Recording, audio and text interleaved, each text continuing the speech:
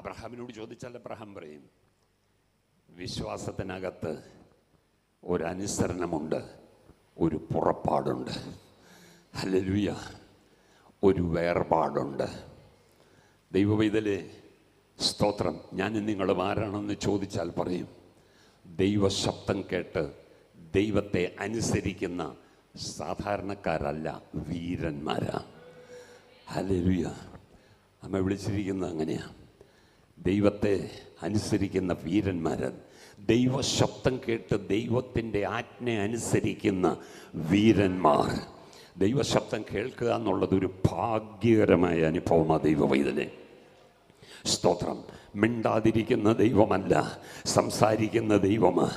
നിന്റെ സ്തോത്രം, നീ സുഖമായിട്ടിരിക്കുമ്പോൾ ഒരുപക്ഷെ ദൈവം നിന്നോട് മൃദുസ്വരത്തിലായിരിക്കും സംസാരിക്കുന്നത്. പക്ഷെ നിന്റെ പ്രതിസന്ധിക്കകത്ത് സ്തോത്രം നീ കേൾക്കത്തക്കവണ്ണം ഉച്ചത്തിൽ സംസാരിക്കുന്ന ഒരു ദൈവമുണ്ട് എന്ന് പറഞ്ഞാൽ അതിനർത്ഥം നിന്റെ പ്രതിസന്ധിക്കകത്ത് നീ മുഴങ്ങി കേൾക്കുന്നത് പ്രതികൂലത്തിൻ്റെ ശബ്ദങ്ങളാ, അനുകൂലമല്ലാത്ത ശബ്ദങ്ങളാ.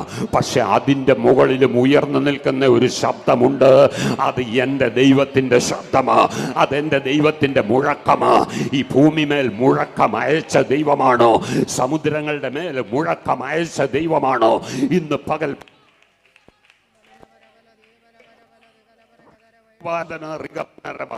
മുഴങ്ങി കേൾക്കുന്ന ഒരു ശബ്ദമുണ്ട്. അത് എൻ്റെ ദൈവത്തിന്റെ ശബ്ദമാ. എത്ര പേർക്ക് അനുഭവമുണ്ട്? കരമുയർത്തിയൊന്ന് ദൈവത്തിന് സ്തോത്രം ചെയ്താട്ടെ. അപ്പോ സ്തോത്രം അനുസരിക്കുന്നു. ഒരു പുറപ്പാടുണ്ട്. സ്തോത്രം. ഒരു പുറപ്പാടുണ്ട്. ദൈവമക്കളെ സ്തോത്രം, നിൽക്കുന്ന ഇടത്ത് നിൽക്കാനല്ല, വിളിച്ച ദൈവം കാണിച്ചു തരുന്ന വഴിയിൽ കൂടെ യാത്ര ചെയ്യാനാ എന്നെ നിങ്ങളെ വിളിച്ചിരിക്കുന്നത്. മനസ്സിലാക്കണം. ഇവിടെ നിന്ന് നിത്യതയിലേക്ക് യാത്ര തിരിച്ചിരിക്കുന്ന നമ്മെ ഒരു സ്ഥലത്ത് നിൽക്കാനല്ല, ജീവിതത്തിൻ്റെ പല ഘട്ടങ്ങളിലായി എന്നെ നിങ്ങളെ കൊണ്ടുപോകുന്ന ദൈവമുണ്ട്. വിവിധ അനുഭവങ്ങളിൽ കൂടെ നടത്തുന്ന ദൈവമുണ്ട്. വിവിധ അത്ഭുതങ്ങൾ, അടയാളങ്ങൾ നമ്മുടെ ജീവിതത്തിൽ ചെയ്യുന്ന ഒരു ദൈവമുണ്ട്. നമ്മെ കൊണ്ട് ചെയ്യിക്കുന്ന ഒരു ദൈവമുണ്ട്. നമ്മെ വളർത്തുന്ന ഒരു ദൈവമുണ്ട്.